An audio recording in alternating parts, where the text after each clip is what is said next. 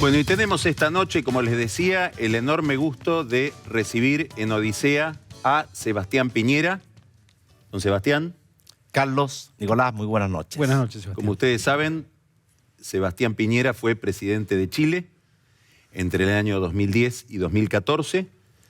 Es además un empresario extraordinariamente exitoso. Y dado que es un empresario con actividad política, que ha sido presidente y sigue involucrado en la política, la pregunta es obvia, que es cómo funciona la cabeza de un empresario una vez que se mete en política. Tema que a nosotros, los argentinos, tiene una enorme vigencia hoy esa pregunta. Carlos, yo en mi vida he tenido tres grandes vocaciones. La primera fue académica. Yo soy doctor en economía, fui profesor de muchas universidades dentro y fuera de Chile, y después ingresé al mundo de la empresa. Partí de cero, creando empresas nuevas, y la verdad es que, y se lo agradezco a Dios y a mi familia, y a las oportunidades que tuve, fueron muy exitosas. Pero desde el año 88, cuando fue el plebiscito en nuestro país entre el sí y el no, que permitió recuperar la democracia, yo ingresé con mucho compromiso y entusiasmo al mundo de la política. Y fui senador, fui presidente de partido y fui presidente de la República. Y hoy día estoy dedicado a los temas públicos, a través de fundaciones, participando en el debate de las ideas en mi país, viajando por el mundo, participando en seminarios, y esa vocación ya me acompaña por 25 años y ha sido la vocación que más dolores de cabeza me ha producido, pero también la que más satisfacciones y alegría me ha generado.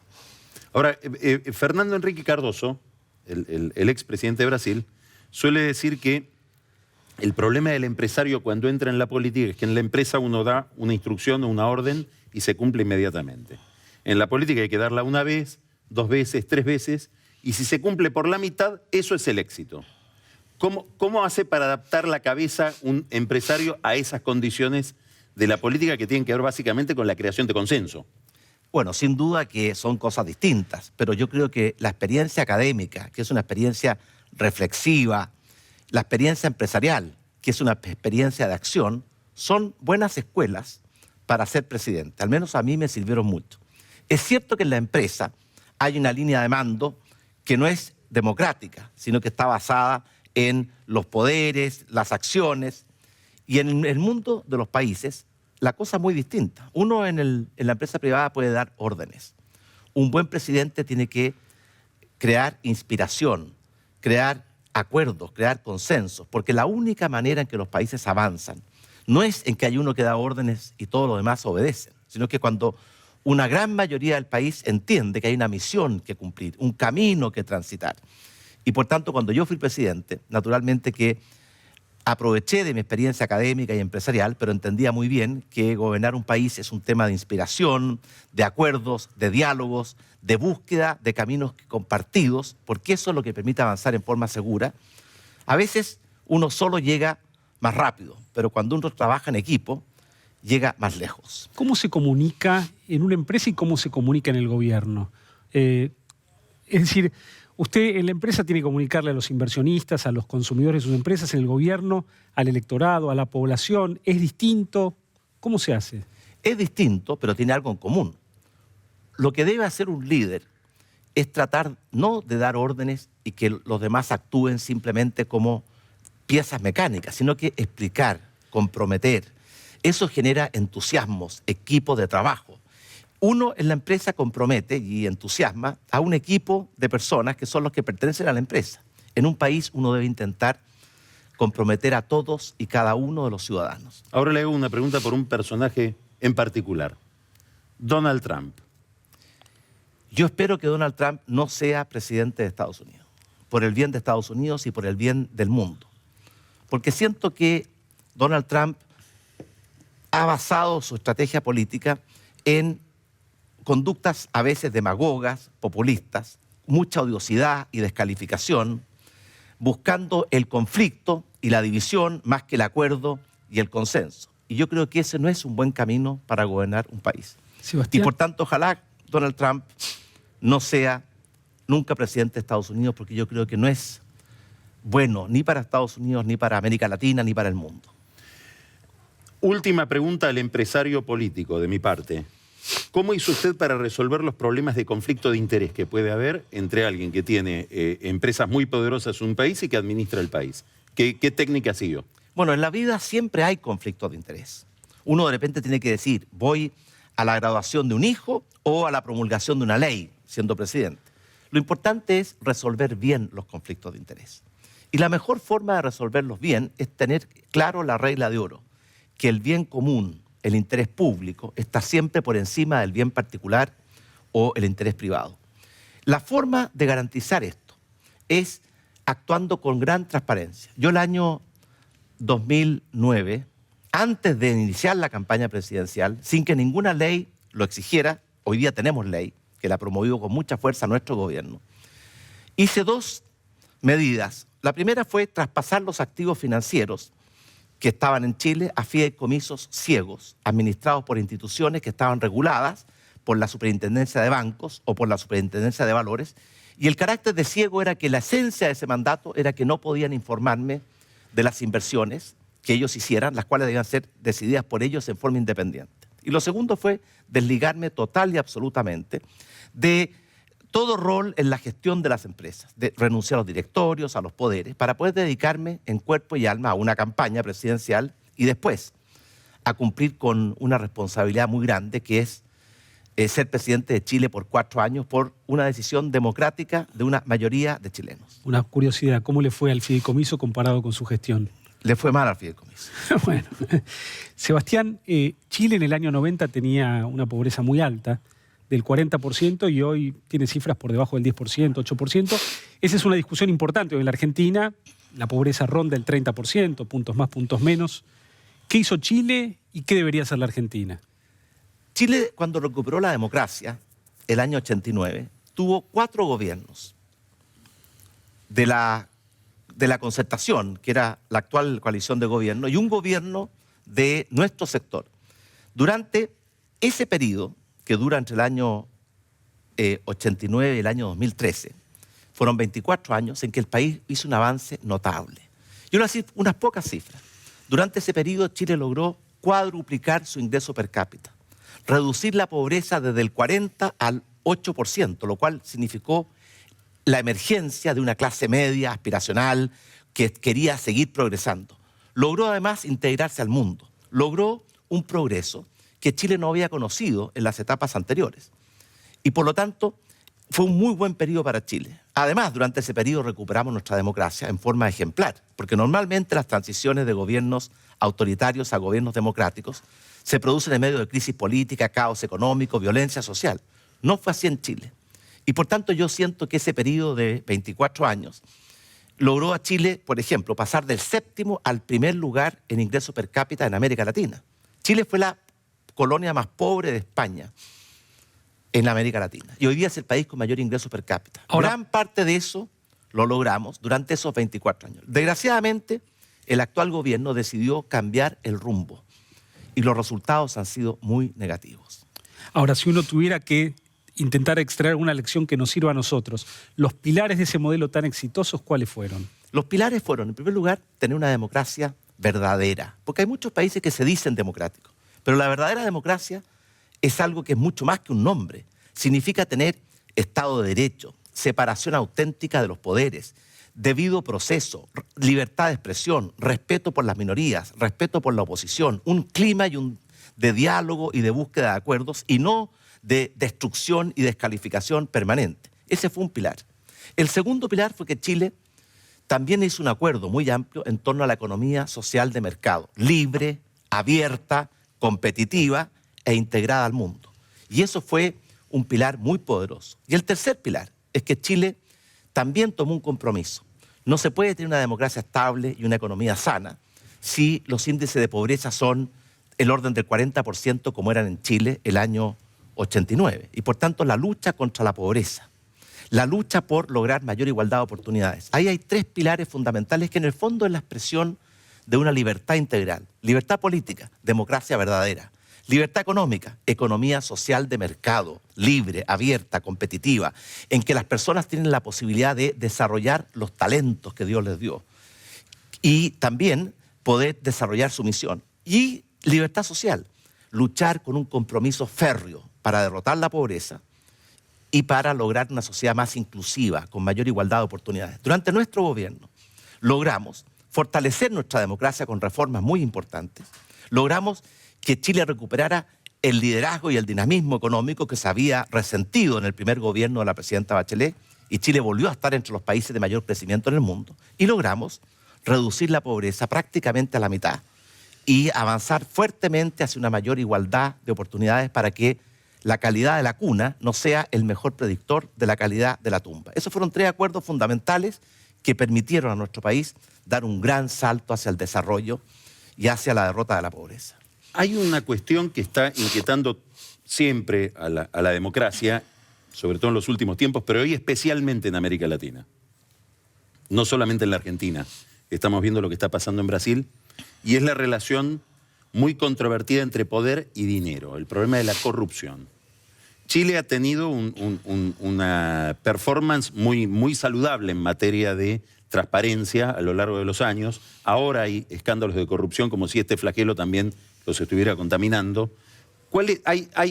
¿Hay razones que tienen que ver con la idiosincrasia de la sociedad chilena? ¿Cuánto tiene que ver con una receta política el lograr índices de transparencia que estén por encima de los habituales en nuestros países? Bueno, los problemas de corrupción han existido y existen en todas las épocas y en todos los países. Lo importante es estar preparados para enfrentarlos y no dejarlos crecer. Hay que diagnosticarlos tempranamente. Esto es como el cáncer. Es difícil de diagnosticar al comienzo, pero si uno se atrasa en el diagnóstico, es muy difícil después combatir sus efectos. En el caso de Chile, yo creo que, si bien tenemos problemas de corrupción, Chile sigue siendo un país esencialmente probo y honesto. No tenemos los problemas de corrupción que hemos conocido en muchos países del vecindario. ¿Por qué hemos logrado eso? En primer lugar, porque hubo una actitud y un compromiso de no permitir que la corrupción creciera y se hiciera parte del paisaje de nuestro país. Segundo, creando instituciones sólidas para combatir esa corrupción, la independencia del Poder Judicial, la existencia de una Contraloría fuerte que fiscaliza con rigor al Estado.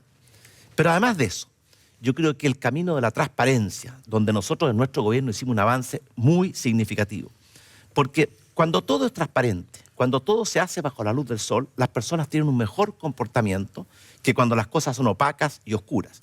Yo siempre he dicho que no hay mejor policía que el alumbrado público, ni hay mejor desinfectante que la luz solar. La transparencia es el mejor antídoto e instrumento para luchar contra la corrupción. ¿Cómo es la regla? Repítala. ¿No hay mejor? No hay mejor policía que el alumbrado público, no hay mejor desinfectante que la luz solar. Y por tanto avanzar hacia sociedades más transparentes. Porque la gente tiene derecho a saber qué hacen las autoridades que ellos eligen con sus votos y en qué se gastan los recursos que ellos financian con sus impuestos. ¿Qué consecuencias ve usted para la región de lo que está pasando hoy en Brasil? Grandes, porque Brasil es prácticamente la mitad de la economía de Sudamérica y Brasil está en una crisis muy profunda y muy grave que se viene acumulando desde hace 10 años. Ya el segundo gobierno del presidente Lula y el primer gobierno de la presidenta Rousseff acumularon grandes desequilibrios, déficit fiscal, aumento de la deuda externa, que hoy día han explotado, pero la crisis brasilera es muy profunda porque es una crisis múltiple. Hay una crisis política. En Brasil, la presidenta probablemente destina lo mejor de su esfuerzo a evitar que la destituyan.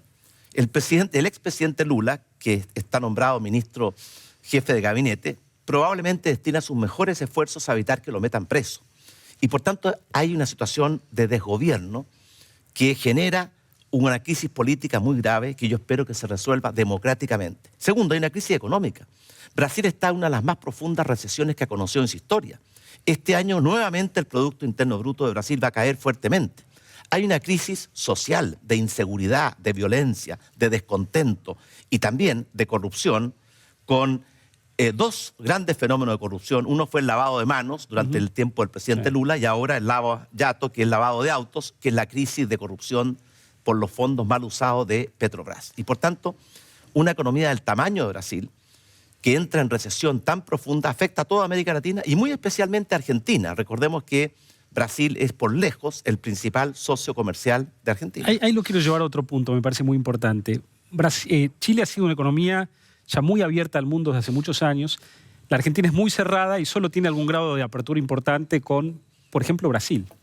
Entonces, ¿qué le diría a los argentinos que miran con mucho recelo y desconfianza la posibilidad de que Argentina comience a abrirse más con tratados de comercio hacia otras regiones del mundo? Bueno, yo les decía cuáles son los pilares básicos para el desarrollo. Una democracia verdadera, estable, legítima, una economía social de mercado libre, abierta, competitiva e integrada, una política social comprometida por lograr una sociedad con mayores grados de equidad, con menos pobreza, con más igualdad de oportunidades. Pero eso no es suficiente. En la sociedad nueva, moderna, del conocimiento y la información en que estamos viviendo, hay otros pilares que en América Latina están muy rezagados y que tenemos que construir o fortalecer. Por ejemplo, necesitamos una revolución copernicana en materia de calidad de la educación. Necesitamos triplicar la inversión en ciencia y tecnología. Necesitamos promover y no asfixiar la capacidad de innovación, emprendimiento, creatividad de las personas. Y necesitamos abrirnos al mundo. Argentina tiene que integrarse al mundo. Porque uno, cuando se integra dentro de América Latina, que yo creo que es positivo, no tiene que hacer que la integración entre Argentina y Brasil sea a costa de desintegrarse del resto del mundo. Yo siento que el camino de Argentina, y esto es, no todo se puede hacer en un día, pero Argentina va a tener que hacer, yo creo, lo que hizo Chile. Chile se integró hace mucho tiempo al mundo. Tiene tratado de libre comercio con Estados Unidos, con la Unión Europea, con China, con Japón, con India, con Corea, con Singapur, con Vietnam, en fin. Argentina tiene que ser una economía abierta para aprovechar en plenitud su potencial. Y por tanto, dentro de las reformas pendientes de Argentina, porque hoy día tiene una agenda muy urgente y muy inmediata, de la cual hasta ahora ha ido avanzando bien. Pero después viene la segunda etapa, cómo recuperar no solamente los equilibrios, la capacidad de crecer, recuperar el déficit de inversión, recuperar el tiempo perdido en materia de infraestructura e integrarse al mundo. Usted habla con frecuencia con el presidente Macri. Yo soy muy amigo del presidente Macri y le tengo mucho aprecio y estimación, y de verdad pienso que lo que a él le toca es extraordinariamente difícil, porque él está enfrentando un problema que se acumuló durante mucho tiempo. Mire, Argentina a comienzos del siglo pasado estaba entre los 5 países más ricos del mundo. Al fin de la Segunda Guerra Mundial estaba en una posición expectante, pero lleva 60 años perdiendo terreno, retrocediendo en relación a América Latina y al mundo. Y por tanto, el presidente Macri, con su programa de gobierno, y esta es mi opinión muy convencida, representa una gran esperanza de recuperar el tiempo perdido, recuperar las bases sólidas del desarrollo auténtico de un país, para que Argentina vuelva a ocupar el lugar que nunca debió haber abandonado y vuelva a ponerse en el camino del progreso y el desarrollo. Hasta ahora, los primeros 4 meses, yo veo que han hecho cosas importantes y muy exitosas. Primero, el haber logrado reintegrar a Argentina a los mercados financieros con un acuerdo con los holdouts. El haber logrado terminar con el multicambismo y el cepo cambiario y establecer un cambio único. El haber logrado terminar con los impuestos a las exportaciones que asfixiaban al sector agrícola argentino. El haber empezado con un plan de equilibrio fiscal, que va a ser difícil, pero hay que recorrerlo. El haber logrado gobernabilidad, con diálogo y acuerdos, no solamente con el movimiento Cambiemos, sino que también con sectores importantes de la oposición del peronismo. ¿Cuál es el riesgo de Macri, a su juicio? Que esto está recién empezando. Mire, Argentina necesita cirugía mayor. Esta es mi opinión. Y usted sabe perfectamente bien que cuando uno va entrando al quirófano, no va a una fiesta, va a un lugar donde hay cierta dureza, sacrificios y exigencias. Pero es absolutamente necesario, si uno quiere, después de que termine la operación, recuperar la salud para enfrentar los desafíos del futuro. ¿Qué le queda al presidente Macri por delante? Lo que acabo de mencionar. En primer lugar, enfrentar de verdad el déficit fiscal, que es crónico, el gigantismo e ineficiencia del aparato público en Argentina, que se traduce o se ilustra con el tema de los ñoquis como un ejemplo, pero es mucho más profundo que eso. Recuperar el tiempo perdido en materia de déficit de inversión, de infraestructura. Recuperar también la capacidad de crecer, integrarse al mundo para aprovechar todas las ventajas que Argentina tiene. Y todo eso es una tarea que va a ser muy hermosa, pero muy difícil. Y yo creo que el presidente Macri tiene que explicarles a los argentinos con mayor fuerza y claridad que recibió un país que estaba muy enfermo y que los países no se sanan de un día para otro. Pero si quieren sanar y volver a ser grandes, tienen que pasar por el quirófano. Y el quirófano siempre ha sido duro, difícil. Le hago la última pregunta. Este fin de semana su esposa nos explicó en unas declaraciones periodísticas que usted sea o no candidato a presidente para los próximos comicios no depende ni de ella ni de usted. ¿De quién depende?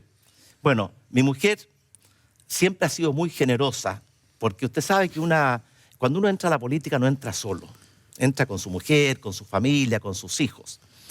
Y la política es maravillosa, tiene momentos muy gratificantes, pero también tiene costos gigantescos, la pérdida de la privacidad, el estar permanente expuesto a la crítica verdadera o injusta. Y por tanto yo le agradezco mucho a mi mujer que siempre me ha acompañado con lealtad, con inteligencia. Lo que yo creo que ella quiso decir es que un proyecto de candidatura presidencial no es solo un proyecto personal, es un proyecto de equipo, es un proyecto de país. Y por tanto, cuando llegue el momento, que va a ser el próximo año, lo que nosotros vamos a tener que analizar dentro de nuestro sector, que hoy día está en la oposición, pero que sin duda quiere volver al gobierno, para rectificar el rumbo, para recuperar el ritmo, para volver a poner a Chile en la senda del crecimiento y el desarrollo, para seguir mejorando los salarios, mejorando el empleo, reduciendo la pobreza, creando oportunidades, fortaleciendo la clase media, vamos a tener que preguntarnos, ¿qué proyecto le vamos a ofrecer a Chile? ¿Cuál va a ser nuestra misión, nuestras ideas, fuerzas? ¿Quién es la persona que está mejor preparada para encabezar ese proyecto? Y eso no es una decisión solo de la voluntad o no voluntad de un candidato, sino que es una decisión que tiene que considerar las opiniones y los puntos de vista de mucha gente. Yo personalmente no he tomado una decisión, y así lo he dicho desde el primer día, pero yo estoy seguro que yo nunca me voy a jubilar como chileno. Yo siempre voy a seguir comprometido, involucrado, tratando de aportar a que Chile sea un país más libre, más justo, más próspero, más seguro. ¿Desde qué trinchera? No lo sé, pero es verdad lo que dice Cecilia, mi mujer, de que los caudillos que creen que todo depende de ellos, no es lo que una democracia requiere. Lo que las democracias requieren son proyectos compartidos, con liderazgos fuertes y claros, pero con una misión a cumplir. Sebastián Piñera, muchísimas gracias, ha sido un placer. Muchas gracias, Sebastián.